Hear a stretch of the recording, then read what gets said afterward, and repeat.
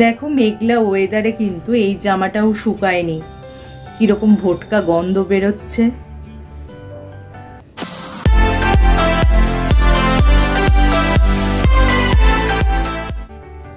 বৃষ্টি ভেজা দিনে জামা কাপড় শোকাতে নাজেহাল, রইল সহজ টিপস। মেঘলা দিনেও ভিজে কাপড় হবে শুকনো খটখটে, কিভাবে চলো জেনে নি। Hello friends, welcome back to my channel. আমার সব বন্ধুরা কেমন আছো? নিশ্চয়ই ভালো আছো। কয়েকদিন যাবত তো ভ্যাপসা গরম ছিল, তারপর রেমালের রোষে বৃষ্টির তাণ্ডব চলছে এবং বাতাসে আর্দ্রতা কিন্তু অনেকটাই বেড়ে গেছে। এই মতো অবস্থায় আমাদের গৃহিণীতে ভিজে কাপড় শোকাতে কিন্তু নাজেহাল হতে হচ্ছে। জামা কাপড় কিছুতেই শুকোচ্ছে না, আর বিচ্ছিরি একটা ভোটকা গন্ধও বেরোচ্ছে। তাই কি টিপস মেনে চললে সহজেই তোমরা জামা কাপড় এই ওয়েদারেও শুকিয়ে নিতে পারবে, সেই বিষয়ে রয়েছে আজকে আমার ভিডিওটা। চলো তাহলে ভিডিওটা শুরু করা যাক। প্রথমেই যেটা বলতে হয় সেটা তো আমাদের সবারই জানা, সেটা হলো ভিজে জামা কাপড় খুব ভালো করে চিপে নিংড়ে নিলে কিন্তু জল যেটা বেরিয়ে যায়, তারপর সেটা মেললে সেই জামা কাপড় কিন্তু শুকোতে অনেকটাই কম সময় লাগে। এরপর যে টিপসটা বলবো সেটা হলো বাড়িতে যদি টেবিল ফ্যান থাকে সেটা কাজে লাগাতে হবে।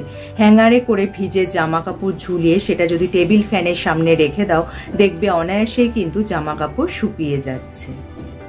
আর একটা খুবই ভালো উপায় হলো আধ ভেজা জামা কাপড় যদি একটু আয়রন করে নাও, দেখবে যেমন আধ ভেজা জামা কাপড় সহজেই শুকিয়ে গেছে, তার পাশাপাশি কিন্তু জামা কাপড়ে কোনো রিঙ্কেলও পড়েনি। তবে আয়রন করার আগে একটা কথা মাথায় রাখতে হবে, আয়রনিং বোর্ডে একটা তোয়ালে বিছিয়ে দেবে, তারপর ভিজে জামা কাপড়টা রেখে তার উপর একটা তোয়ালে রেখে তারপর আয়রন করবে।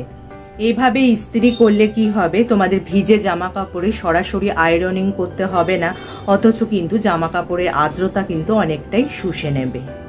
এরপর একটা ট্রিক তোমরা করতে পারো, কুল সেটিং অপশানে রাখবে হেয়ার ড্রায়ারকে, এবং এই হেয়ার ড্রায়ার 6 ইঞ্চি দূর থেকে যদি জামা কাপড়ের উপর রাখো, দেখবে কিন্তু তাড়াতাড়ি জামা কাপড় শুকিয়ে যাচ্ছে। তবে এক্ষেত্রে হেয়ার ড্রায়ারকে কিন্তু ওভার হিটিং করবে না।